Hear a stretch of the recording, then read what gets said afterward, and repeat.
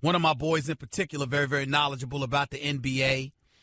I had the pleasure of talking to him over an hour ago. And we were talking about two things, CP3 and Carmelo Anthony. Now, for those of you who were living under a rock and you don't know, CP3 exercised the opt-out clause in his contract. Was going to leave the Los Angeles Clippers instead. Got traded to the Houston Rockets. Did y'all know that CP3 turned down 5 years? The Clippers were going to offer him a fifth year. That was going to elevate his salary to $207 million.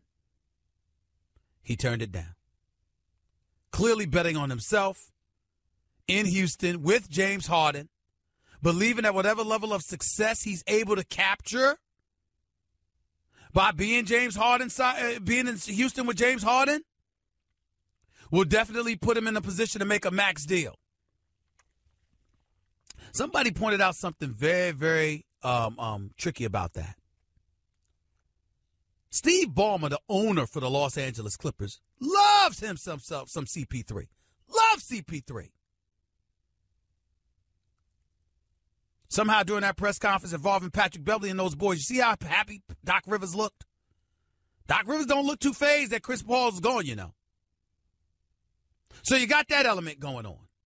If you're CP3 scheduled to make $24.268 million this upcoming season, is it right for him, 33 years of age, I think, to bet on himself? Is it right for him to turn down 5 years, over $200 million? And is it smart and right for him to do so? With Houston in the throes of about to get new ownership. That's something to think about, ladies and gentlemen. And one of the other things I think is worthy of thinking about, particularly if you're right here in New York City, I'm going to tell you something right now. I love me some Carmelo Anthony. He's starting to really get to me. Because some of the decisions that are being made are really raking my nerves. Yes, Carmelo Anthony should get the hell out of New York. And yes, he has told the New York Knicks that. Fair enough. But this commitment, this fixation on ending up in Houston, I don't understand it. Because on one hand, clearly, he's represented by CAA, just like CP3 is. Guess what? Both of y'all are in Houston. The chances, at least in your eyes, increases of you getting paid because if you're playing together, you're going to have success together, and Daryl Morey and the Houston Rockets are going to be compelled to take care of you. But guess what? That was with Les Alexander as the owner. You don't know if the new owner of the Houston Rockets, whoever that may be, is going to end up feeling that way. So why take that chance? That's point number one. Point number two, if you're Carmelo Anthony, for once, could you do me a favor, please, and bet on yourself? Could you do that? Could you stop looking for the guaranteed dollars and bet on yourself? Carmelo Anthony is one of the most prolific scorers of the modern day era. He's going to be a basketball Hall of Famer, not because of his NBA career, but his overall basketball career, collegiately and Olympic competition. And the fact that he averaged 24.7 points per game for his career. But like I said, more so because of Olympic competition and collegiate basketball as opposed to the NBA career, where he's only been in one conference finals and has never played in an NBA finals in 14 years. I love me some Melo. But I'm like, damn. Can you hook up with LeBron? Can you get to Cleveland? Can you get back? Can you get to a NBA Finals? Because if you are the New York Knicks, you ain't trying to work out no deal with Houston for no damn Ryan Anderson. You talking Kyrie, that's a different conversation. Not no damn Ryan Anderson. So these are all things to consider. 866-729-ESPN is always the number to call up. That's 866-729-3776. We're talking Mayweather McGregor. We're talking Carmelo. You heard what I said to you about CP3. And no, I have not forgotten about Colin Kaepernick because nobody will let me. The story just won't go away. Petition has been signed by over 130,000 people and counting. And supposedly that's going to do wonders for Colin Kaepernick. I'm here to tell you why it might not. And why the time for sympathy for him needs to come to an end. 866-729-ESPN is the number to call up. You're listening live to the Stephen A. Smith Show, ESPN Radio. Now listen up. Listen up, America. I know a lot of you have already gotten a zebra. Are you getting happy Z's as a result? Guess what? You're welcome. As for the rest of you, what's the holdup? There are too many of you snoring and being a nuisance to everybody around you, and you need to stop procrastinating and deal with this now. And the only way to do that is to get zebra. Why do I know there are millions still snoring? Because I used to be one of you. That's why. And guess what? Once I got a zebra, all of that stuff stopped. I don't snore like I used to. Matter of fact, I don't snore at all. Because Zebra gets reports every time I talk about their product on my radio show. They know you went to their website, Zebra.com. They know you clicked through all the 5-star testimonials and watched the video proving it works. They know you've listened to me tell you it works. They also know that you actually went through the process of putting a Zebra in your shopping cart. Now finish the process and get a Zebra already. Listen, people, your snoring is not going to stop until you get a Zebra. I don't care what it costs. Sleep is priceless. You would know this if you got a Zebra and you read the message inside the box. I'm telling you to get a Zebra right now. Stop procrastinating. Go to Zebra.com. That's ZYPPAH.com. Remember, Zebra is Happy Z, spelled backwards. Your calls and more in a minute as we continue on the Stephen A. Smith Show, ESPN Radio. Okay, Kevin, for the grand prize of $1 million, what color is the White House? I know this. 5 seconds. Oh, switching to Geico could save you a bunch of money on car insurance? Okay. Judges? That's true, Kevin. They'll allow it. Congratulations. You're a winner. Woo! Geico, because saving 15% or more on car insurance is always a great answer. You're listening to the Stephen A. Smith Show podcast. Let me tell you something right now. Welcome back to Stephen A. Smith Show, ESPN Radio. As I talked about Mayweather and Carmelo Anthony and CP3 and all of that stuff, I'm just looking at CP3 and I'm like, you're fantastic. Superstar point guard as far as I'm concerned. Making $24 million this year, but could add 200. And you're betting on yourself on a new team that's now about to get new ownership. And CAA, being the brilliant agency that they are, probably conjured up the idea of Melo and CP3 together in Houston, trying to make that happen. But the problem arises from that because your thinking is that you get the both of them together, that's the best chance to get both of them paid. My point is, if you're Melo, what happened to winning? Why would you want to go out west? Because, by the way, the Golden State Warriors aren't the only opposition. San Antonio Spurs are no joke. And, oh, by the way, the Oklahoma City Thunder are a threat. Russell Westbrook and Paul George are not chopped liver. And Cantor and Adams and those boys can do some things as well. It's not a foregone conclusion that Melo, CP3, and James Harden goes to Houston and they go to the conference finals. That is not a foregone conclusion. It absolutely, positively is not. So it's going to be real interesting. Now let me get to Colin Kaepernick. Ladies and gentlemen, I stand here today telling you that I still support this man. I think there are at least 30 jobs 30 people that have jobs ahead of him. 30. Some starters, mostly reserves, but there is no question that Colin Kaepernick, from a talent perspective, should be in the National Football League. There's no question in my mind he's being blackballed or whiteballed. I feel exactly that way. And I also feel that there's a lot of naysayers out there and critics out there of Colin Kaepernick who should really check themselves, because guess what? If you want to tout the red, white, and blue, the American flag, and what we stand for as a nation, shouldn't you be applauding the fact that he exercised his First Amendment rights and privileges, his constitutional rights, how his protest was peaceful, how he harmed no one, and more importantly, he broke no laws? That's more than we could say for Zach Randolph for the Sacramento Kings, who just got arrested, busted with weed, and had so much weed on them that the police labeled it intent to sell, which, by the way, is bogus. Bogus. I find that kind of charge reprehensible. Because somebody has an X amount of weed on them, you're going to attach the stigma of intent to sell? You don't have any proof that Zach Randolph wasn't going to smoke all of that himself?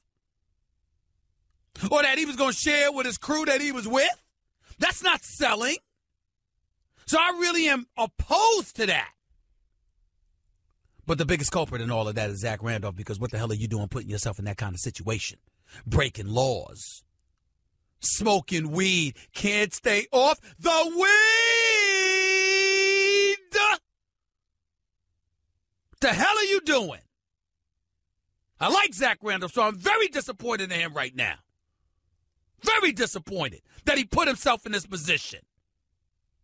But I don't want to hear that stuff about intent to sell. I don't believe that for 1 second. The man just signed a 2-year, $24 million extension. He's made over $150 million in his career. Don't tell me that he was on the street trying to sell some pot. That's just insulting. It's ridiculous. I don't believe it. TMZ and the other news reports said that the only reason they said intent to sell was because of the amount of weed he had on him. So the police automatically label it based on the amount that you have in your person. I just disagree with that philosophy. But Zach Randolph is still a culprit in all of this. Make no mistake. Back to Kaepernick. He hasn't broken any laws. And if you're a naysayer or a critic, where's your compassion? Where's your support for somebody who exercised the very rights you say this country is founded upon? However, now that we've got that aside, we have to, for at least one final time, get very, very real about Colin Kaepernick. Because as this protest is percolating and supposed to be protests outside the doors of the NFL headquarters on August 23rd. And all, ladies and gentlemen, I agree with my man Joe Madison. Urban View, Sirius XM, Channel 126, every weekday morning from 6 to 10 a.m. A man that I love and revere, to be quite honest with you, simply for the work that he does and what he means to the African-American community, because he's incredibly important. I got to tell y'all, I was driving in my car just listening to him yesterday. I had a few minutes in the car and I caught him. He's like, this protest with Colin Kaepernick ain't going to work. He's probably right. Joe Madison's probably right. Probably, I wouldn't say probably, he's absolutely right. It's not going to work. Whatever's going to happen is going to happen to Colin Kaepernick. But it damn sure ain't going to be because of some protest. Billionaire owners ain't trying to feel that. They're worried about their bottom line. And last time I checked, arguments could be made that Colin Kaepernick had a detrimental effect on the bottom line, not a positive one. He might have sold more jerseys to some degree and all of this other stuff. But at the end of the day, NFL fan base, if they go somewhere, that's where your real trouble lies. It doesn't lie in the reality if they don't go anywhere. And if you're Colin Kaepernick, ladies and gentlemen, can we support him and hold him accountable all at the same time? I think we can.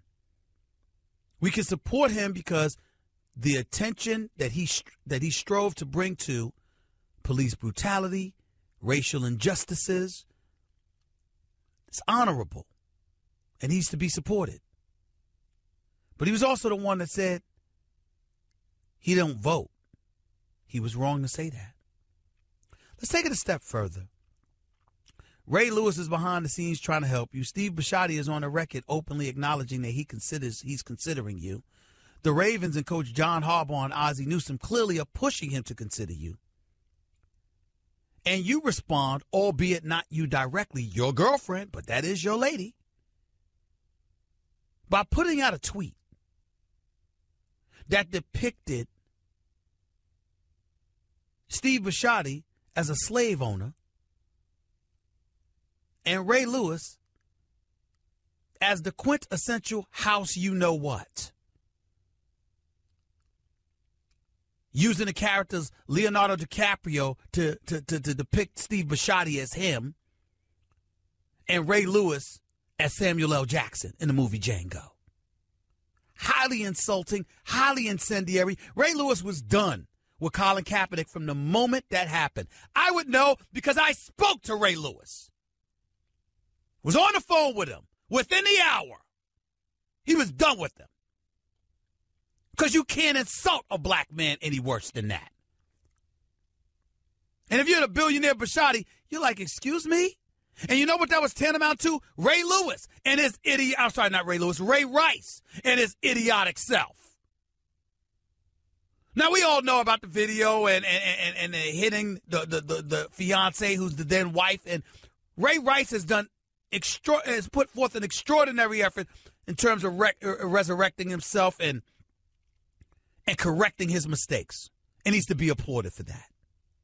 But the one thing we never focused on nearly enough is that in his zest to talk about how he was telling the truth, to stick out his chest and try to take credit for being honest. Remember, that same owner, Steve Bashotti, had emailed him during the situation telling him, we got you. We just need to let this die down. We're going to come to your aid.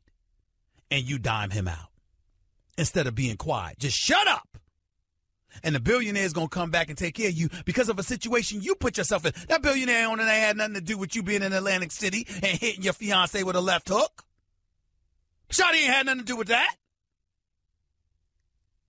But you want to dime him out when all he was trying to do to help you. You Colin Kaepernick, and you let your lady send out some tweet like that while you trying to get a job. Now, that's not your fault. She's a grown woman and she can decide to do whatever she wants to do. But obviously, because she's your lady and she's talking about you in the throes of this situation, she's a reflection of you. So when she did it, you're going to get blamed for that. And that's what happened. And then we turn around and then we got to take into account the Miami situation. Yes, you took your stance last year. Did you have to go to Miami and wear a Fidel Castro T-shirt when you knew that 34% of the population there was Cuban? Did you have to do that?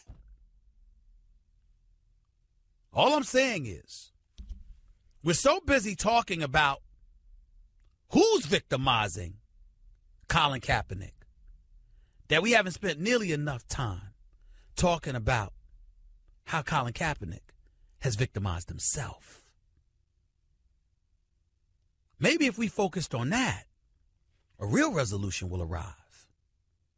Quite possibly sooner than later. Just a thought. Just a thought. 866-729-ESPN. That's 866-729-3776. More of your phone calls. Plus, I'll air a piece of my Mayweather interview from a couple of days ago. Stick around. It's the Stephen A. Smith Show on ESPN Radio. Guess what? You're in the middle of the Stephen A. Smith Show podcast. Damn it, I mean it. I've always loved that beat. Always loved that beat. Welcome back. Stephen A. Smith Show, ESPN Radio. Before I go back to the phones, I wanted to say something. And I wanted to get back to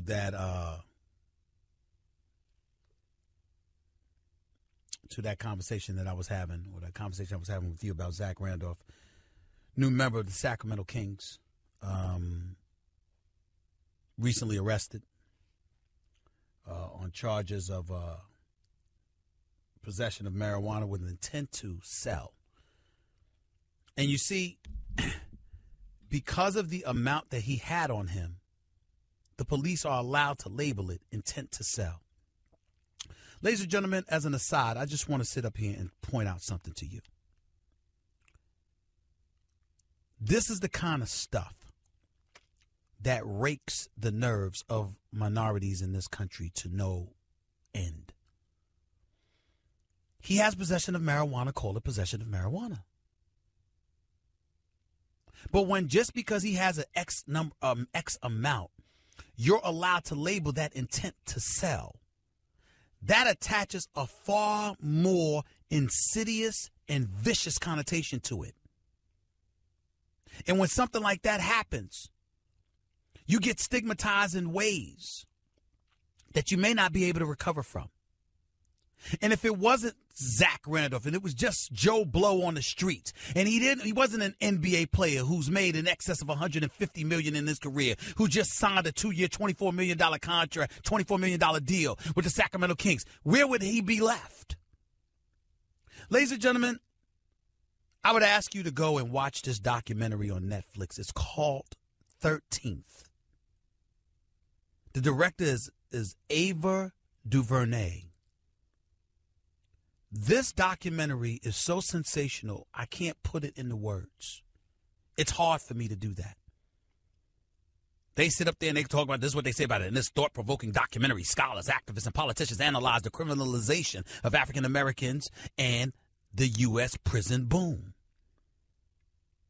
And it starts out with words from our former president, Barack Obama, talking about the United States makes up 5% of the world's population.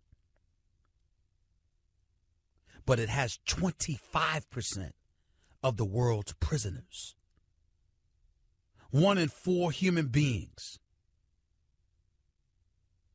shackled. 1 in 4.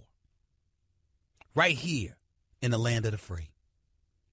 1972, the prison population in this country was 300,000.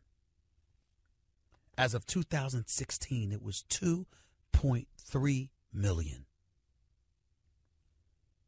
Part of the reason that folks would tell you, and black folks will complain ad nauseum about what's going on in this world and what hinders us and all of this other stuff. And we'll talk about the recidivism rate and the prison system and beyond and all of that other stuff. It's also the very reason why Hillary Clinton is not president right now. 2 million less people from the African American community came out to vote for her than voted for Barack Obama.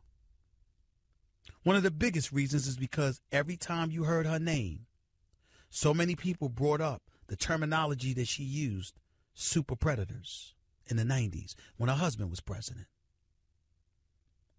They talk about how Bill Clinton contributed to the criminalization of minorities. They point to the apology that he made while she was running for president. They talked about Ronald Reagan's war on drugs. They talked about George H.W. Bush throwing an additional $1.5 billion into law enforcement. They talked about crack cocaine. 1 gram of crack cocaine being equal of 100 grams of powdered cocaine, and how it was crack in the city, but cocaine elsewhere.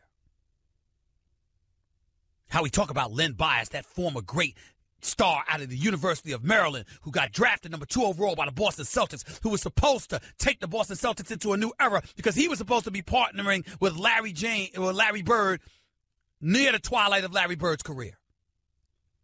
But how that cocaine overdose killed him.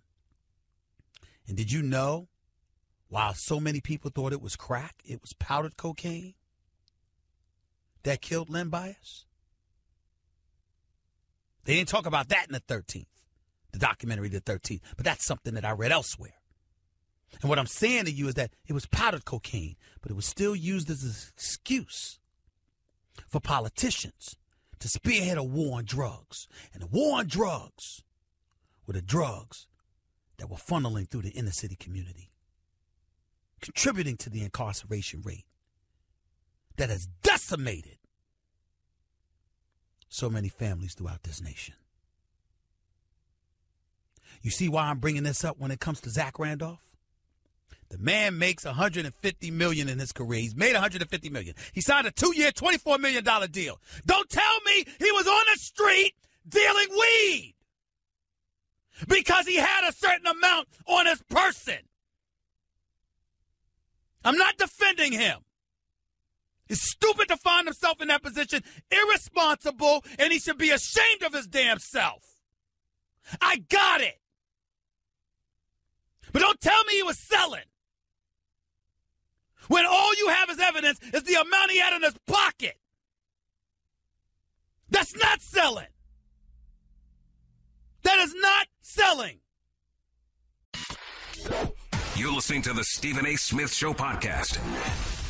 To the phones we go. Sorry I couldn't play that Floyd Mayweather. I'll get to that a little bit later. Got my man Louis Riddick coming on the show at the top of the 2 o'clock hour. We got to talk about Deshaun Watson, Christian McCaffrey, and some of the stuff that we've been seeing going on in the NFL over the past couple of weeks. Louis Riddick will be the man to talk to. He is always welcomed on this show. Let's get to the phones. I just had to touch on that from a prison perspective and some of the things. Listen, I'm not one that makes excuses like that. You do the crime, you do the time. I don't have patience for that. I don't have patience for people so quick to throw out the race card. Just because people are white or black doesn't mean that they're a certain way no matter what. I'm about fairness. But this stuff is ridiculous. When the dots are there to be connected, the dots are there to be connected. And when it comes to that intent to sell charge, I find that to be bogus.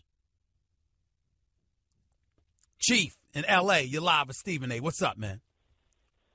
Stephen A., no, I'm a long-time listener, and I've been trying to reach you ever since that day Colin first announced he didn't vote, and you had one of your famous diatribes and said, cut off that afro.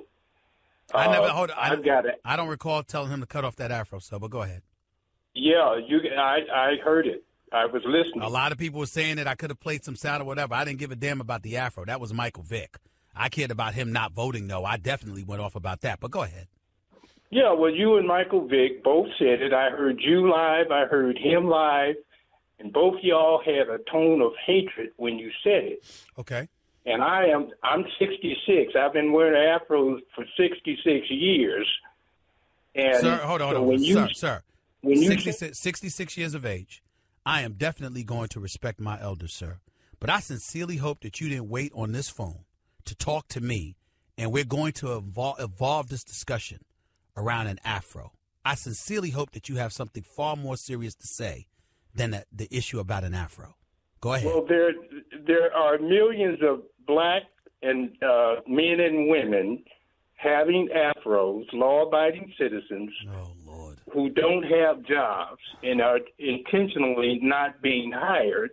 And that's one of the reasons Kaepernick is taking the knee in the first place. He's not taking the knee for himself. He's taking the knee for the people who are not being with all due respect, heard. So with all due respect, who doesn't know that? Well, with all due respect, a lot of people don't know the afro is the original hairdo of the human race on this planet, going back over 6,000 years. Okay, let me ask you this question. Do you think those billionaires who employ folks in the NFL care about that? I am not interested in what they care about. Yeah, whoa, sir. But Colin Kaepernick clearly is, because he's trying to get a job. Because he's trying to get a job in the NFL, and that's the issue. I'm asking you why you said it. Well, my position is. I'm asking you why you said cut off that afro with a hate. Well, first of all, I'm trying to answer your question. If you, first of all, I don't, you're going to say I sounded like I hate. I don't hate anybody.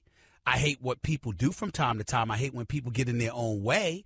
In the case of Colin Kaepernick, my issue with Colin Kaepernick was his refusal, was his willingness to come out and acknowledge he doesn't vote. That was my issue with him. I don't particularly care about the subject of an afro. I don't care. What I care about is the fact that he announced to the world that he doesn't vote. That was my issue with him.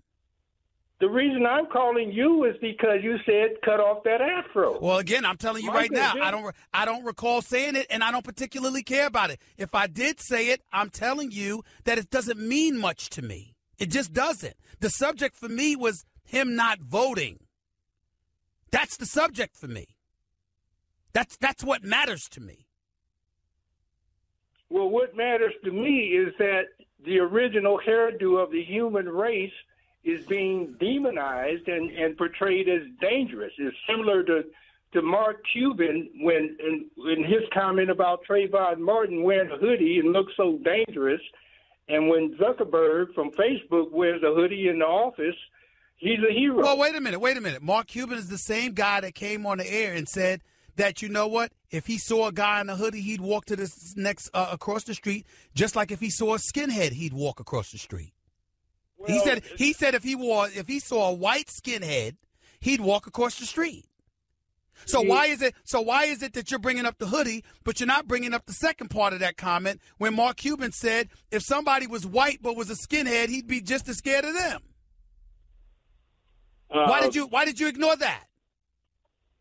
I never heard him say that. Oh, you didn't hear that part. So you heard the part that you don't like the fact about the hoodie. You don't like the fact about the afro. You heard that crystal clear. But the other part that he said when it came to him pointing out how a white individual who's a skinhead with tattoos all over his head, he'd walk across the street for them too. You didn't hear that one, did you? No. Okay. I appreciate the call. Thank you very much. I'll keep that in mind. We can't have selective hearing. Mark Cuban wasn't talking about just black people. He talked about white folks. He talked about imagery and presentation. And more importantly, he talked about something that's very, very real. I had no problem whatsoever with what Mark Cuban had to say. Nothing. He was just being honest. In America, you have a right to be honest about what you fear, just like somebody has a right like Chief did when he called up to correct you on that. But what he wants to focus on is the afro. Okay. Well, what if an employee in America said, I don't want you having a damn afro and being employed by my company? What you gonna do? I got a right to wear an afro. Yeah, okay, and he has a right not to hire you. Now what? That's just a sample of what you'll hear on the Stephen A. Smith Show. Weekdays at 1 p.m. Eastern on Sirius XM Channel 80 and the ESPN app.